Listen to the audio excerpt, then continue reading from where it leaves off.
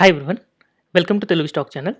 So, ఈ వీడియోలో నేను 1928లో ఎల్లాయిట్ వేవ్ ఫార్మ్ అవుతూ మార్కెట్ పడిపోయినప్పుడు, ఫస్ట్ ఎల్లాయిట్ వేవ్‌లో ఏం జరిగింది అనేది ఎక్స్‌ప్లెయిన్ చేయబోతున్నాను. అయితే ఈ వీడియో ఎవరికి బాగా హెల్ప్‌ఫుల్ అవుతుంది అంటే, ఇప్పుడు మార్కెట్ ఎవరైతే రెసెషన్ కాదు ఇది డిప్రెషన్ అని అనుకుంటారో, దాన్ని మనం అంతకుముందు 1929లో డిప్రెషన్ వచ్చింది కాబట్టి దానితో కంపేర్ చేసుకుంటూ ఉన్నాం. ఒకవేళ మీ ఫీలింగ్ గనక ఇది జస్ట్ రెసెషన్ అని అనుకుంటే, ఈ వీడియోని మీరు ఇక్కడితో స్టాప్ చేసి నెక్స్ట్ ఇంకొక వీడియో చూడొచ్చు. బట్ ఎవరైతే గనక ఇప్పుడు డిప్రెషన్ వస్తది అని అనుకుంటున్నారో వాళ్ళు ఈ వీడియో చూడడం కంటిన్యూ చేయొచ్చు. అయితే ఇప్పుడు రెసెషన్‌కి, డిప్రెషన్‌కి తేడా ఏంటంటే, ఒకవేళ సపోజ్ ఏదైనా ఒక ఎకానమీ గనక స్లో డౌన్ అయితే లేదా సడెన్ నెగెటివ్ ఇంపాక్ట్ గనక కనపడితే జస్ట్ 1 ఇయర్ లేదా లెస్ దెన్ 1 ఇయర్ గనక ఇంపాక్ట్ ఉంటుంది అని అనుకుంటే అది రెసెషన్ అవుతుంది. ఒకవేళ ప్రొలాంగ్డ్ రెసెషన్ అంటే 2 ఇయర్స్, 3 ఇయర్స్ అనేది ఆ రెసెషన్ కంటిన్యూ అయితే డిప్రెషన్ అవుతదనమాట. అయితే ఇప్పుడు because of this corona virus issue వల్ల ఏదైతే మనం ఎకానమీని ఒకసారి స్విచ్ ఆఫ్ చేసి స్విచ్ ఆన్ చేయడానికి ట్రై చేసామో, అంటే మనకి లాక్‌డౌన్ తీసుకొచ్చి ఎకానమీని స్విచ్ ఆఫ్ చేసాం. లాక్‌డౌన్ తీసేసి స్విచ్ ఆన్ చేసాము. ఈ ఇంపాక్ట్ అనేది చాలామంది యొక్క డెబ్ట్ సైకిల్ మీద, క్రెడిట్ సైకిల్ మీద ఎఫెక్ట్ పడడం ద్వారా ఆ నెగెటివ్ ఇంపాక్ట్ అనేది ఓవర్ ది ఇయర్స్ ఉంటుంది అని నేను ఎక్స్‌పెక్ట్ చేస్తున్నాను.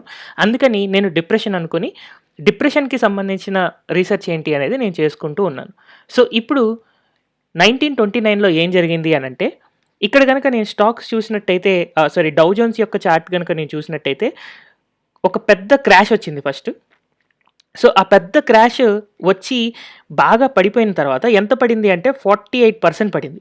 48% పడిన తర్వాత అన్‌ప్రెసిడెంటెడ్ అమౌంట్ ఆఫ్ ఫండింగ్ అనేది స్టాక్ మార్కెట్‌లోకి పంప్ చేశారు. సో, అంటే ఏంటంటే స్టాక్ మార్కెట్‌లోకి గవర్నమెంట్ చాలా మనీని పంప్ చేసిందనమాట. సో, ఎప్పుడైతే అంత మనీని పంప్ చేసిందో మెల్లిగా స్టాక్స్ రివైవ్ అవ్వడం స్టార్ట్ అయ్యి ఒక 48% మళ్ళీ రివైవ్ అయింది. అంటే ఎంత పర్సెంటేజ్ 48% పడిపోతే మళ్ళీ రివైవ్ అయ్యేటప్పుడు 48% రివైవ్ అయింది.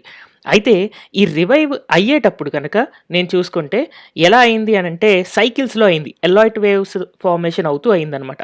సో, ఫస్ట్ ఇలాగా ఒక వేవ్ ఫార్మ్ అయింది. తర్వాత సెకండ్ వేవ్ ఫార్మ్ అయింది. తర్వాత థర్డ్ వేవ్ ఫార్మ్ అయింది.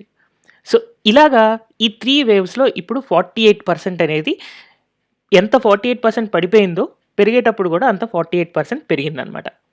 తర్వాత ఏమైంది అని చూసుకుంటే ఈ 48% పడి తర్వాత మళ్ళీ 48% పెరిగిన తర్వాత మళ్ళీ 47% మార్కెట్ అనేది కొలాప్స్ అయింది.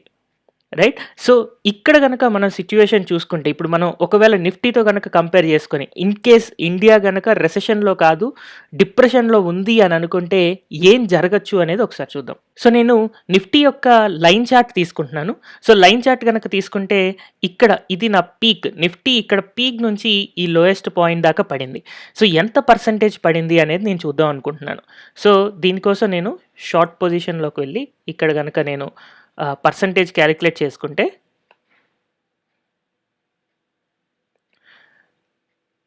నాకు 38.75% పడింది. సో, తర్వాత లాంగ్ పొజిషన్స్ గనక నేను అబ్జర్వ్ చేసుకుంటే అంటే ఇక్కడ నుంచి ఎంత పెరిగింది అని గనక నేను చూసుకుంటే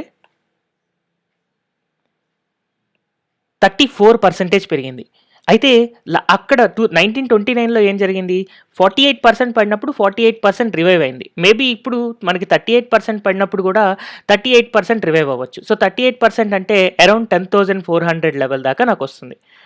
10,490, 10,500 లేదా 10,600 లెవెల్ వరకు మనకి రీట్రేస్‌మెంట్ అనేది మనకు కనిపించొచ్చు. సారీ ఇది 38 point something. So, somewhere around 10,500, 10,600 ఆ రేంజ్‌లో ఉండొచ్చు.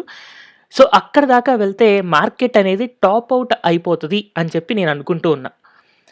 ఒకవేళ సైకిల్స్ వైస్ గనక చూసుకుంటే నాకు ఇక్కడ ఒక చిన్న కన్‌ఫ్యూజన్ ఉందనమాట. ఏంటా కన్‌ఫ్యూజన్ అంటే నాకిక్కడ 3 వేవ్స్ ఫార్మ్ అవుతాయి. ఎల్‌ఐట్ వేవ్‌లో పీక్‌కి వెళ్ళేటప్పుడు.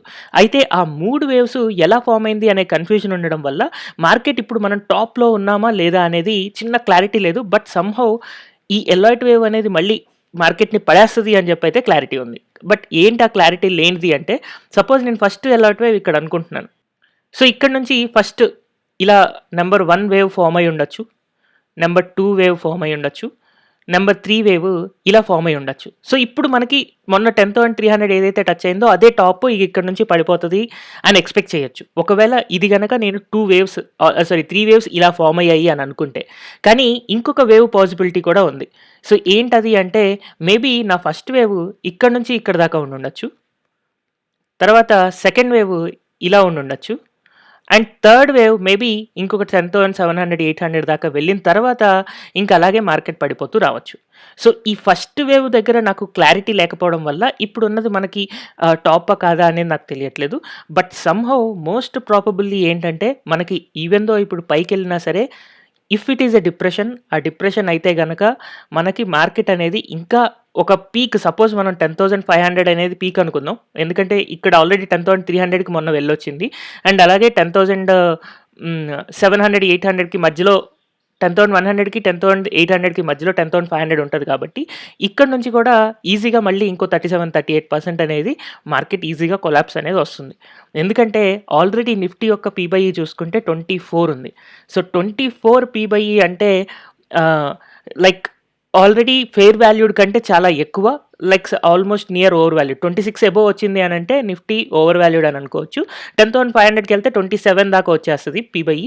సో, 27 పీ/ఈ వచ్చిందంటే ఓవర్ వాల్యూడ్ అనుకుంటాం. ఆబ్వియస్‌గా మళ్ళీ మార్కెట్ అనేది నెక్స్ట్ క్రాష్‌కి రెడీగా ఉంది అని అనుకోవచ్చు. So, as of now either ఒకవేళ ఫస్ట్ వేవ్స్ గనక ఇలా అయితే అండ్ సెకండ్ వేవ్ ఇలా అయితే ఆల్రెడీ మనం థర్డ్ వేవ్ యొక్క టాప్‌కి రీచ్ అయిపోయాము. లేదు ఒకవేళ ఇందాక నేను చూపించినట్టు పాతది గనక అయితే ఇంకొక అప్ మూవ్‌మెంట్ ఉంది. ఈ అప్ మూవ్‌మెంట్‌లో చాలామంది రిటైలర్స్ స్ట్రక్ అయిపోతారు. నెక్స్ట్ అప్ మూవ్‌మెంట్ వచ్చింది అనంటే మార్కెట్ ఇంకా వెళ్ళిపోతుంది. లైక్ ఏదో ఒక చాలా స్పెషల్ పాజిటివ్ న్యూస్ రావచ్చు. ఏదైనా ఒక స్పెషల్ పాజిటివ్ న్యూస్ వస్తే షార్ట్ టర్మ్‌లో మనం 10,600, 10,800 దాకా వెళ్ళడానికి పాసిబిలిటీ ఉంది. బట్ అక్కడే ఎక్కువ మంది ట్రాప్ అయిపోతారు. ఎందుకు ఇంకా మార్కెట్ పైకెళ్ళదు అని నేను అనుకుంటున్నాను అంటే already it is highly over valued first thing. Second thing వచ్చేసి మనకి ఎకానమీ ఏదైతే ఉందో అది ఇప్పుడు వచ్చిన ఇంపాక్ట్ అంటే ఇప్పుడు బ్యాంక్స్ లోన్స్ ఇవ్వడానికి రెడీగా లేవు ఫస్ట్ థింగ్. ఒకవేళ బ్యాంక్ లోన్ ఇచ్చినా కూడా బయట బిజినెస్ జరగదు కాబట్టి హానెస్ట్ పీపుల్ తీసుకోవడానికి రెడీగా లేరు. బట్ ఎవరైతే సరే పోయినా పర్లేదు బిజినెస్ జరగదు బయట ఇప్పుడు ప్రెజెంట్ అంత బిజినెస్ జరగట్లేదు. కన్జ్యూమర్ సైడ్ నుంచి డిమాండ్ లేదు. సో, ఆ డిమాండ్ లేకపోయినా కూడా చాలామంది లోన్ తీసుకొని రిస్కీ లోన్స్ తీసేసుకొని బిజినెస్ చేస్తారు. ఒకవేళ ఫెయిల్ అయినా సరే గవర్నమెంట్ గ్యారంటీ ఇస్తుంది కదా!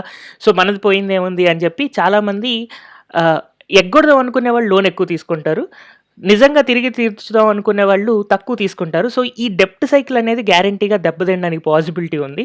సో, అందుకోసమని ఆ క్రెడిట్ సైకిల్ ఏదైతే ఉందో దానివల్ల ఎక్కువ ఎకానమీ ఎఫెక్ట్ ఎక్కువ ఉంటది కాబట్టి మార్కెట్ అనేది ఖచ్చితంగా పడిపోతూ ఉంటుంది. ఎకానమీ అండ్ మార్కెట్ అనేవి ఎప్పుడు కూడా ఎకానమీ పెరుగుతూ ఉంటే మార్కెట్ అనేది అప్ అండ్ డౌన్స్ అవుతూ పెరుగుతూ ఉంటుంది.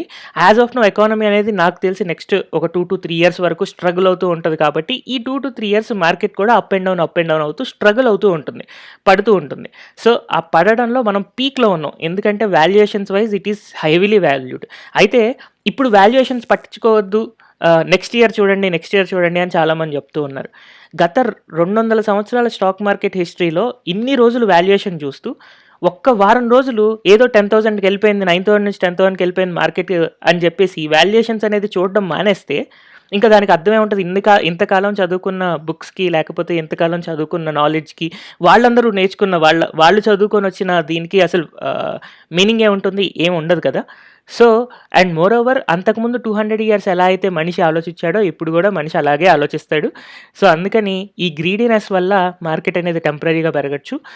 బట్ సమ్‌హౌ మార్కెట్ అనేది పడడానికే ఎక్కువ ప్రాబబిలిటీ ఉంది. ఆల్రెడీ మనం పీక్‌లో ఉన్నాం. పీక్ నుంచి మహా అంటే ఒక 6-7% కింద ఉన్నాం. ఎప్పుడైతే ఆ పీక్ గనక రీచ్ అయిపోతుందో then market crash is guaranteed అని చెప్పి నేను అనుకుంటున్నాను. So, thank you everyone for watching this video.